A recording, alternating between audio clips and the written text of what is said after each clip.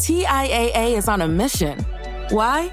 Because 54% of Black Americans don't have enough savings to retire. So in collaboration with big-name artists like Wyclef Jean, TIAA released Paper Right, new music inspiring a new financial future. With 100% of streaming sales going to a nonprofit that teaches students how to invest. Stream Paper Right now and help close the gap.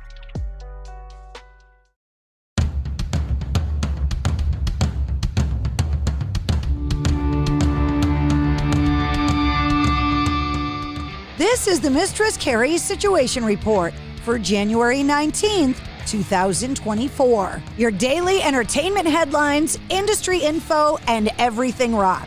Orgy and Cold have revealed dates on a North American co-headlining tour. Orgy, celebrating the 25th anniversary of their debut album Candy Ass from 1999. Horizon Theory and Ayatollah are also going to be opening up the tour. That includes a date in Boston, Massachusetts at the Brighton Music Hall on May 18th. Tickets for the tour go on sale today. And also on sale today, tickets for Hardy's Quit Tour. The 15-date trek begins May 30th in Arkansas and wraps up July 27th in Illinois. Kip Moore, Travis Denning, Ella Langley, and Steven Wilson Jr. are opening up the tour.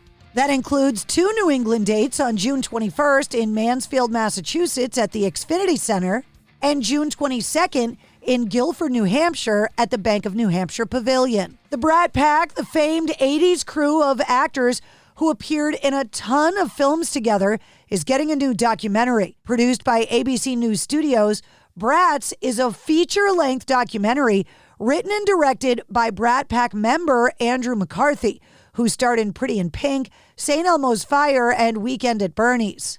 The documentary will track the Brat Pack's origins, history, and the impact on the early 80s to today. It'll detail experiences of actors and filmmakers working on films like The Breakfast Club, St. Elmo's Fire, and more. In addition to McCarthy, several Brat Pack members will be making an appearance in the documentary, including Rob Lowe, Emilio Estevez, Ali Sheedy, Demi Moore, John Cryer, Timothy Hutton, and Leah Thompson. Snoop Dogg has shared a story of how OnlyFans reached out to him and told him he could make $100 million on the site.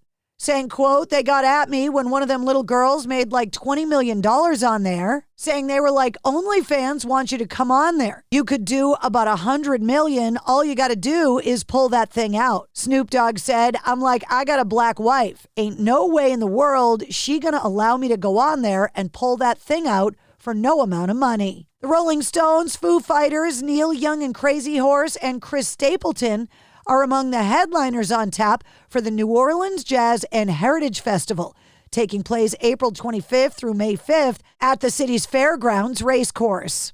Heart, the late Jimmy Buffett's Coral Reefer Band, celebrating his music, Bonnie Raitt, the Beach Boys, the Allman Betts Band, Vampire Weekend, Hoosier, John Baptiste, and the Killers will join the lineup alongside Queen Latifah, Earth, Wind and Fire, Widespread Panic, The Wallflowers, Bela Fleck, Stephen Marley, Tower of Power, Samara Joy, and more. Godsmack were announced as the headlining artists for this year's edition of the Upheaval Festival in Grand Rapids, Michigan. Additional artist announcements are expected today. The year's festival will run July 19th and 20th. And Sleep Token have announced a North American tour with Empire State Bastard. Sleep Token are asking fans to register their interest over their official website.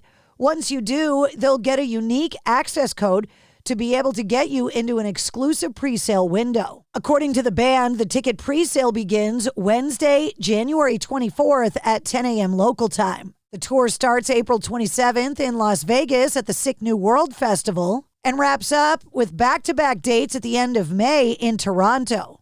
That includes their only New England stop in Boston, Massachusetts at the MGM Music Hall at Fenway on May 24th. Cage the Elephant have returned with the song Neon Pill. The new single marks the end of a 5-year hiatus for the band, which began with the release of 2019's Social Cues, which was the winner of that year's Grammy for Best Rock Album. The band is already booked for 2 dates this year, including Bonnaroo and the Hangout Music Festival.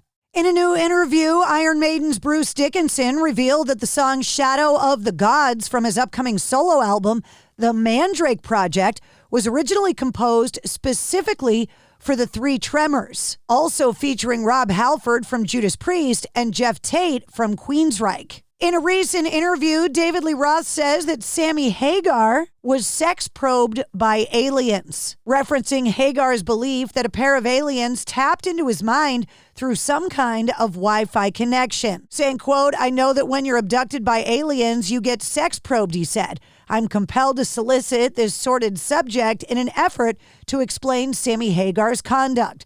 For the last 10 summers, I haven't said a single syllable about him, not one. I defy you. And in the face of constant fart gas aimed in our direction here at the Mojo Dojo Diamond Dave Laboratories, and I think we've arrived at both the technical and the medical answer that may explain some of Sammy Hagar's conduct and this constant spew of diarrhea vitriol in our direction. Sammy Hagar was abducted by aliens and he was sex probed." David Lee Roth also claimed that Alex Van Halen used to drive Eddie Van Halen, quote, "fucking crazy," saying in a recent YouTube post, Eddie Van Halen reportedly told him, quote, "Dave, I fucking hate my brother. It's why I fucking drink." Saying Al drove his brother fucking crazy. "He's a big bully," he said. Al weighed about 20 more pounds and drank between 2 and 6 six-packs of Schlitz malt tall liquors a day.